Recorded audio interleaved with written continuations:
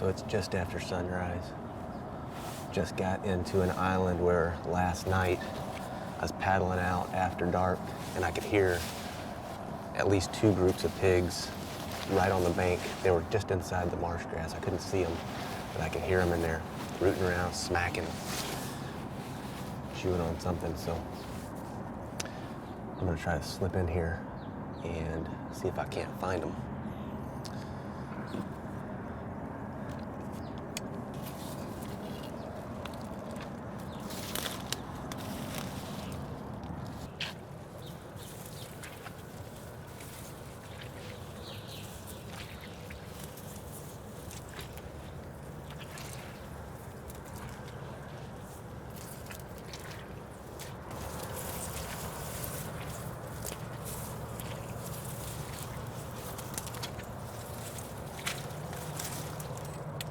Stuff is so thick in here that you can't see the pigs. I mean, the pigs are fairly short.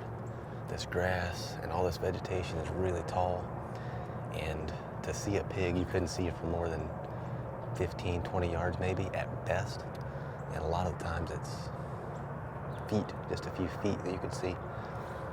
But if you stop and listen, you can hear them smacking their lips, pulling roots, digging, rooting around. It's high tide right now, and so the pigs tend to kind of lay up a little bit. They find a high spot and they'll just kind of wait out the high tide. When the tide goes out, they get to those areas that the receding tide exposes. They like to get around there and root around. So low tide's not going to be until 3 o'clock this afternoon, so we've got some time to kill. But it's pretty warm right now. It's early February and it's probably going to get up to 70 degrees today. So I don't know if I'll see a lot of activity in the middle of the day. Maybe. But we'll see. It's a beautiful morning. Got a good wind for moving through here. I'd like to find a little cypress or something with some branches on it where I can get up. Because if I could get some elevation in here, I can see. I can look around and spot them. There's a highway not too far from me that's making a lot of noise, makes it hard to hear.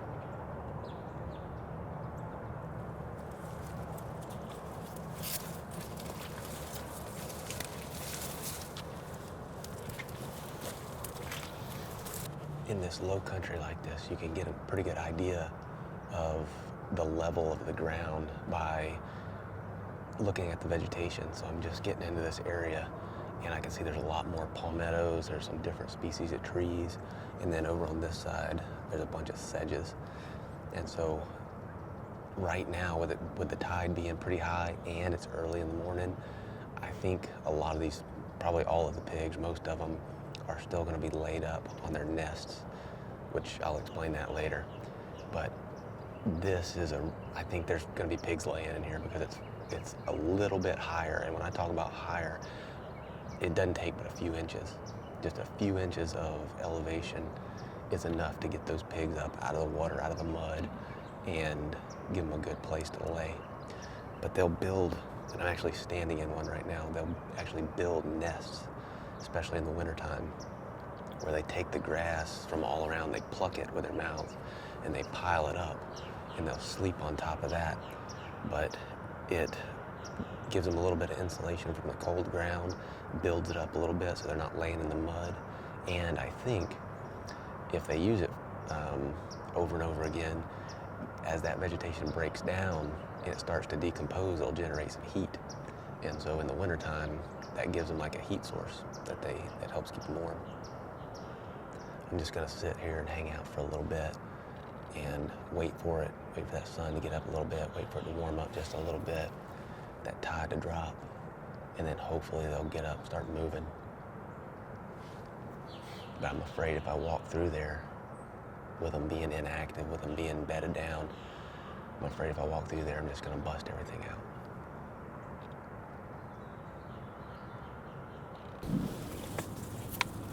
All right, so new plan.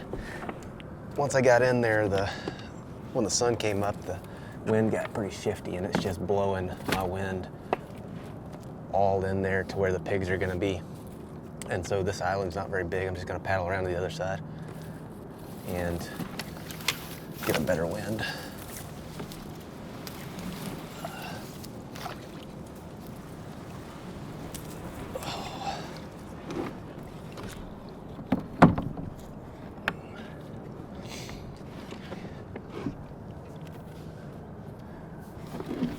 Bugs are starting to come out.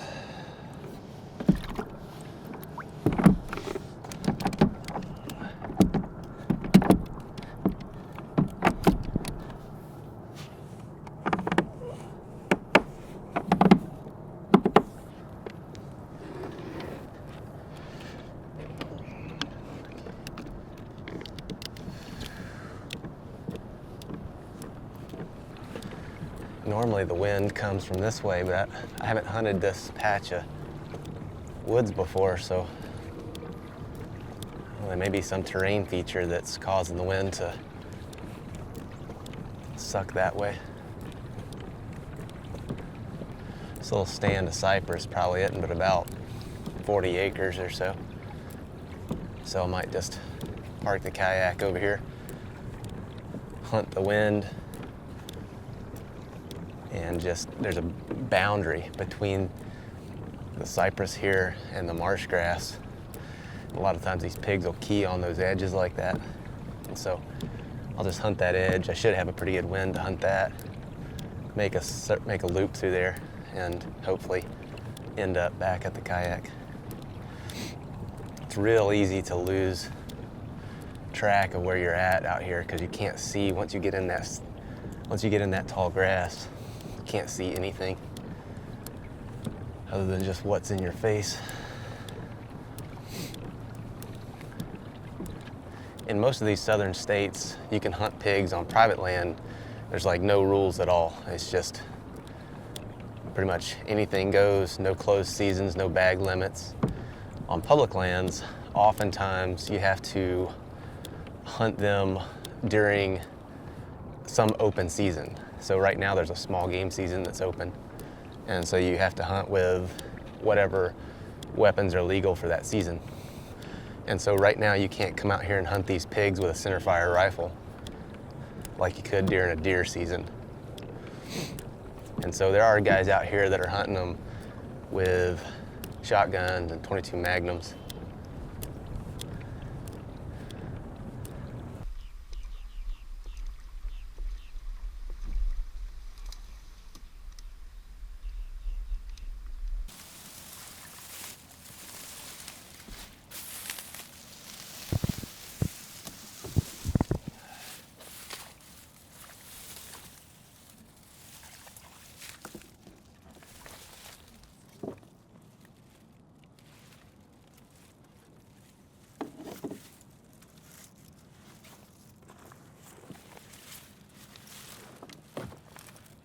After landing the kayak on the downwind side of the island, the vegetation proved way too dense to maneuver the DSLR and tripod, so I filmed the rest of the hunt with a GoPro.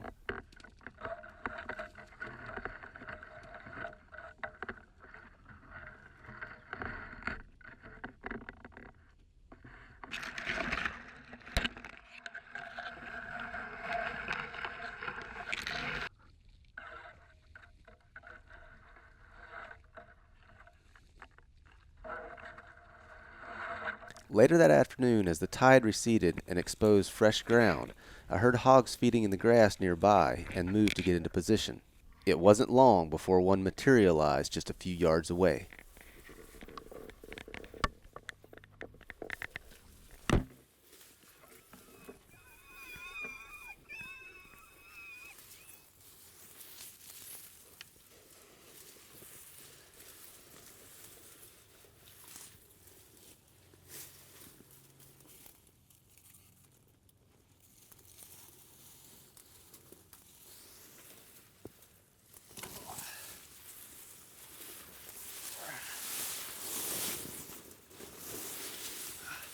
Probably a 30-pounder. Feral hogs present a little bit of a moral conundrum for me. Being a wildlife biologist, I know how destructive they are to native species in sensitive environments. But being a bow hunter and consumer of wild game, they're just too great a resource to ignore or want to eliminate.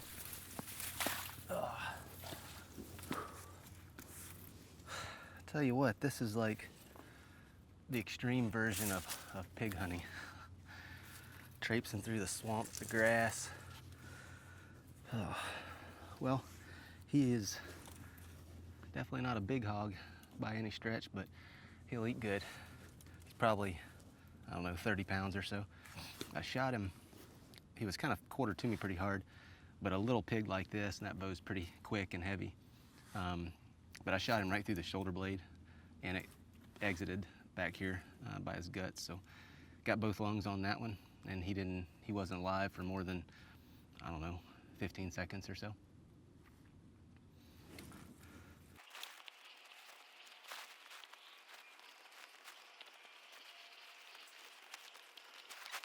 Although millions of dollars are spent each year in attempts to reduce feral hog populations, I think it's safe to say that there's going to be plenty of free-range organic bacon well into the future for anyone willing to go out and get it. So I just got back to the kayak. Thought I was going to have a heat stroke back there. Ran out of water. But anyway, when I left here this morning, the back of this kayak was in the water. I was actually standing in about ankle-deep water where I'm at right now.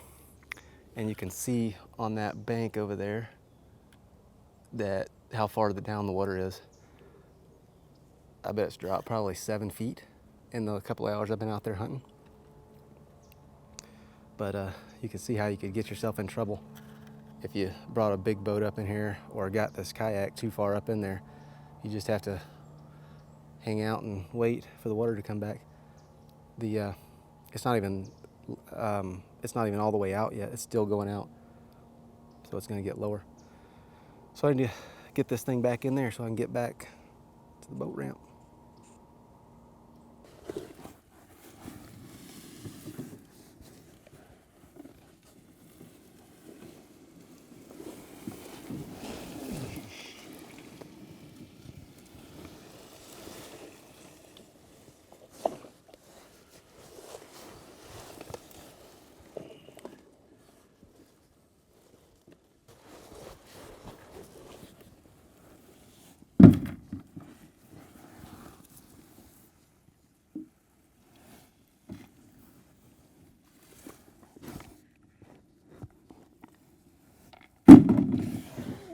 That just about went in the water.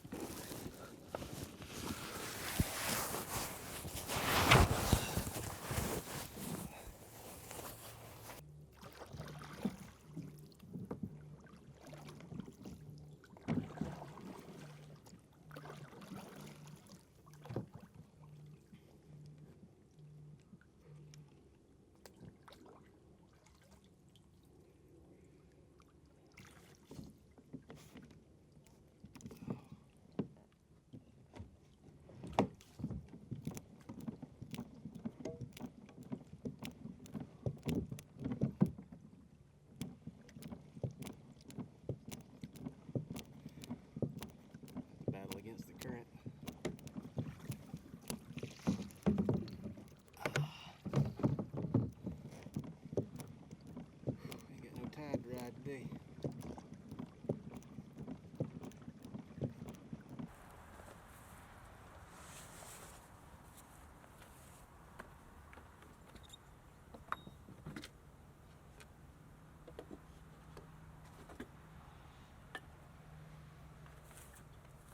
We've got more hog hunting action coming up in future videos, so subscribe and hit that bell icon.